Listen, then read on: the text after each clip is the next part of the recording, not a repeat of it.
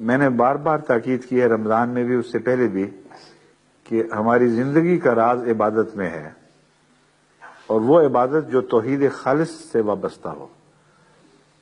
اور عبادت میں ابھی تک جماعتوں میں بہت جگہ کمزوری پائی جاتی ہے۔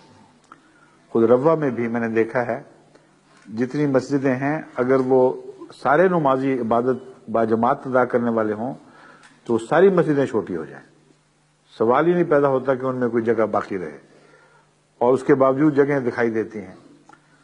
اور مجھے سب سے زیادہ تکلیف جو ہوا کرتی تھی، جس سے میں تن بدن میں ایک قسم کا اذیت سے بھر جاتا تھا، وہ عید والے دن کی صبح کی نماز تھی۔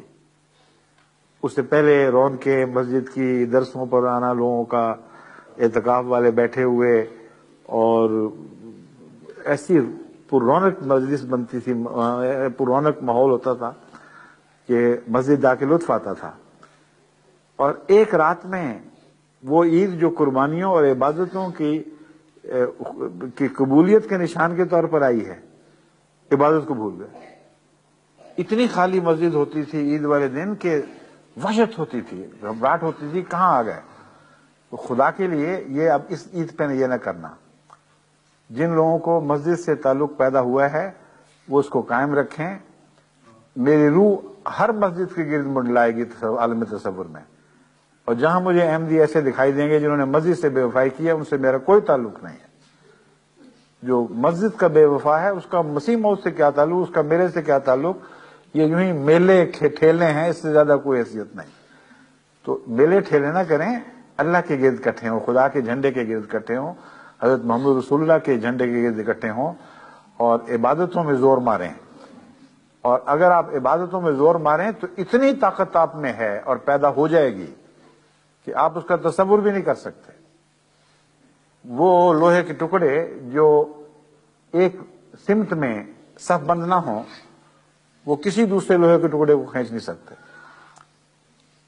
اور ان کا اگر 1% بھی صف بند ہو جائے تو مقناطیس کا قانون بتاتا ہے کہ باقی بھی اس کے مطابق ٹھیک ہو جاتے ہیں۔ اور پھر ان کے ذریعے جو طاقت پیدا ہوتی ہے، وہ لوہے کا پہاڑ بھی ہو تو وہ ٹکڑا پہاڑ کو کھینچے گا، پہاڑ اس کو نہیں کھینچے گا۔ بس آپ کی طاقت تو بہت ساری موجود ہے، یوں ہی پڑی ہوئی ہے، یعنی اس طاقت کا مظاہرہ آپ اپنے اخلاص سے کر بھی رہے ہیں، کچھ نہ کچھ مالی قربانی، جانی قربانی، لیکن اس مالی اور جانی قربانی کو رفعت نہیں مل سکتی جب تک عبادت ساتھ پورے زور کی نہ ہو۔ یہ یہی رہ جاتی ہیں چیزیں۔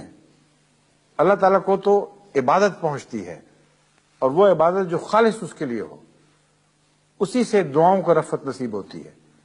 تو مجھے تو یقین ہے کہ اس وقت حضرت مسیح موعود علیہ السلام کی جماعت دنیا میں اتنی تعداد تک پہنچ چکی ہے کہ اگر یہ ساری خالصتاً اللہ کے لیے عبادت شروع کر دے، جو ایک بہت بڑی بات ہے، اور فیصلہ کر لے آج کہ ہم نے نہیں پیچھے ہٹنا، ہم نے خدا کا عبادت گزار بندہ بن کے رہنا ہے، تو اللہ مدد کرے گا اور اپنے ہاتھ سے ان کو پکڑ کر عبادت کی راہیں دکھائے گا اور آگے چلائے گا۔